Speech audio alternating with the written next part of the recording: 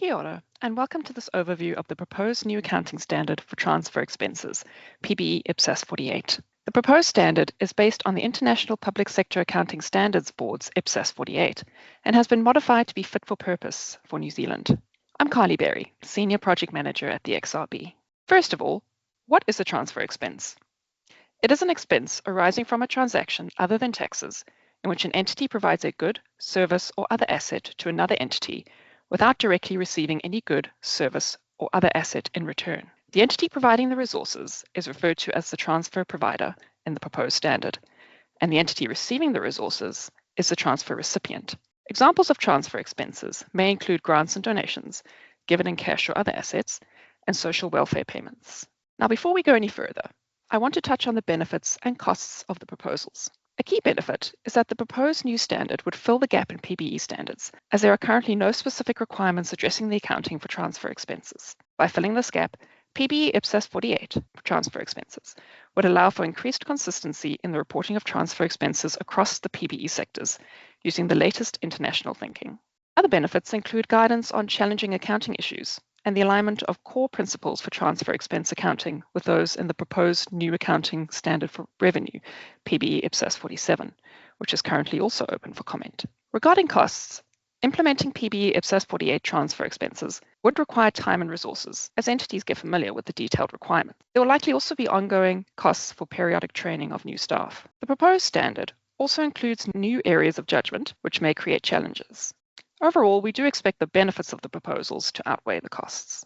Now let's move on to the key principles in the proposed standard. The accounting for transfer expenses is driven by whether the transfer provider has an enforceable right to have the transfer recipient satisfy its agreed upon obligations in return for receiving the resources. Such a right is referred to as a transfer right in the standard. For a transfer right to exist, there must be a binding arrangement, which is an arrangement that confers both rights and obligations, enforceable through legal or equivalent means, on the parties to the arrangement. Please watch our webcast on the binding arrangement principle, where we provide an overview of this important principle. There are two models for transfer expense accounting, one where there is a binding arrangement, and one where there is not a binding arrangement. The recognition and measurement requirements differ under the two models. Therefore, determining whether a binding arrangement exists is the first step in accounting for the transaction and is a key judgment for a transfer provider to make.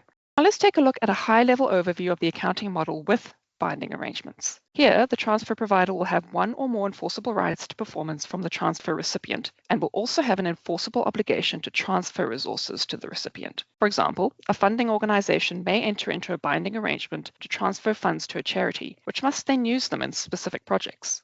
The definition of an asset or liability relating to the rights and obligations will depend on which party starts to perform first under the arrangement. For example, if the funding organization transfers some or all of the funds to the charity before the charity has engaged in the agreed upon activities, the organization will recognize a transfer right asset, representing its right to performance. A transfer expense is recognized as or when this asset is derecognized, typically as or when the charity satisfies its obligations. The transfer expense is measured at the total carrying amount of the resources that have been transferred. Where the charity performs or starts to perform under the arrangement before receiving the funds, the funding organization recognizes a transfer obligation liability for the transfer of the resources. A transfer expense is recognized at the same time and measured at the total carrying amount of the resources which the organization is obligated to transfer. Now, as I mentioned before, this is a high-level overview. The proposed standard contains further requirements and guidance around the recognition and measurement of the assets, liabilities, and expenses arising from transactions with binding arrangements. Moving on to transactions without binding arrangements, in these situations, there would be no transfer right because of a lack of enforceability. But the transfer provider could still have a legal or constructive obligation to transfer resources. Therefore, the first step here is to determine whether there is a provision under PBE IPSAS 19, Provisions, Contingent Liabilities, and Contingent Assets. If there is a provision, the transfer expense is recognized at the same time as the provision and measured in accordance with PBE IPSAS 19. In the absence of a provision, the transfer provider will recognize a transfer expense when it no longer controls the resources and will measure the expense at their carrying amount. This accounting is applicable when local and central governments provide social welfare payments to beneficiaries, as well as services such as education and health, where the expenses arising from these transactions meet the definition of a transfer expense. These transactions would not have binding arrangements because at least two parties to the arrangement must have enforceable rights and obligations, and individuals and communities would not have an enforceable obligation in return for the transfer of resources. The proposed standard introduces disclosure requirements relating to transfer expenses and related balances, transfer arrangements, and certain significant judgments made. RDR concessions are available for Tier 2 PBEs for some of these disclosure requirements. And finally, the proposed standard addresses common challenges and includes application and implementation guidance, as well as 11 illustrative examples to assist with practical implementation.